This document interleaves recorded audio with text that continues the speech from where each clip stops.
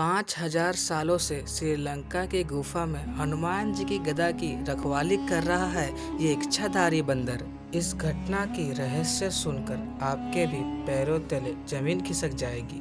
जिसकी शुरुआत करने से पहले श्रद्धा से हर हर महादेव प्यारा सा कमेंट जरूर लिखें। साथ ही हमारे चैनल को सब्सक्राइब कर लें और बेल आइकन दबा दें। बात है सन 2019 की, जब श्रीलंका सरकार को एक निश्चित स्थान पर खुदाई के दौरान 1000 किलो की सोने की गदा प्राप्त हुई। रामायण रिसर्च सेंटर ने ये दावा किया ये गदा हनुमान जी की हो सकती है। इसके अलावा अशोक वाटिका और रावण महल जैसा कई स्थानों को पहचान कर चिन्हित किया गया।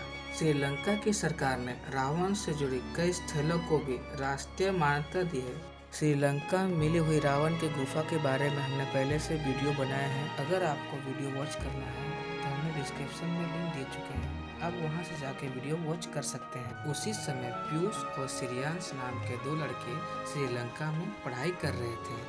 मूल रूप से वो भारत के ही निवासी थे और उनको शोध कार्यों में बहुत ही रुचि थी। जिस जगह पे सोने की गदा प्राप्त हुई थी उस जगह पे दोनों जाके शोध कार्य करना शुरू कर दिए थे। पीयूष और श्रेयांश रामायण से जुड़ी कई चीज़ों को दुनिया के सामने लाना चाहते थे।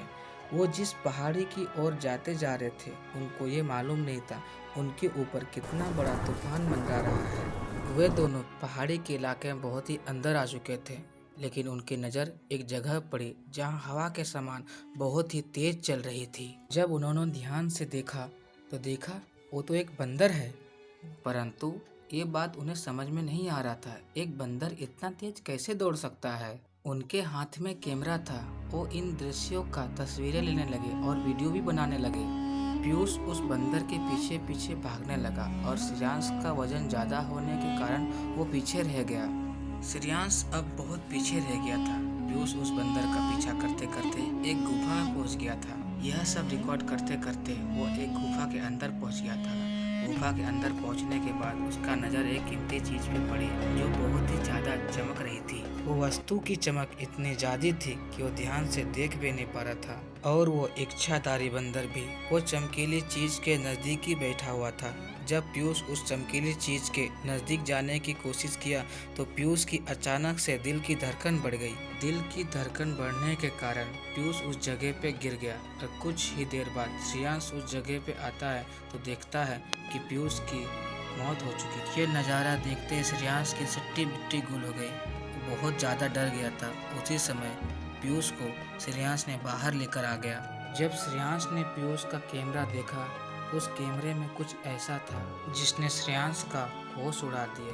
उस कैमरे में एक गधे का फोटो था जिसका चमक बहुत ही ज़्यादा था, वो आम आंखों से नहीं देखा जा सकता था। पीयूष जैसे उस गधा के संपर्क में आता है उसका दिल की धड़कन काम करना बंद कर देता है और उसे जल्द ही हॉस्पिटल ले जाया जाता है, लेकिन डॉक्टरों ने उसे मृत घोषित कर दिया था। श्रेयांश और बाकी लोगों को ये समझ में नहीं आ रही थी, ये गुत्थी नहीं सुलझ रही थी, कोई आदमी ऐसे कैसे मर सकता है।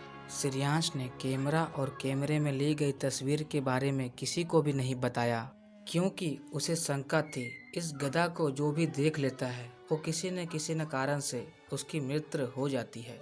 और पीयूष के मरने के कुछ ही दिन बाद श्रेयांश ने भी फांसी लगा के अपनी जान दे दी। उन दोनों दोस्तों को गुफा के अंदर जाना और उस चमकीली चीज़ को देखना और दोनों दोस्तों का मर जाना ये सामान्य बात नहीं थी। और वो गधा भी सामान्य गधा नहीं थी, क्योंकि वो गधा की रखवाली एक इच्छाधारी बंदर कर रहा था जो हवा से भी तेज दौड़ता था। मित्रों, ये घटना पूरी 100% सच है। आप इसके बारे में क्या कहते हैं आप कमेंट बॉक्स में जरूर लिख के बताइएगा। मित्रों, इस वीडियो को लाइक कीजिए और चैनल को सब्सक्राइब कीजिए, क्योंकि इसी तरह से आपको सच्ची घटना वीडियो मिलती रहे।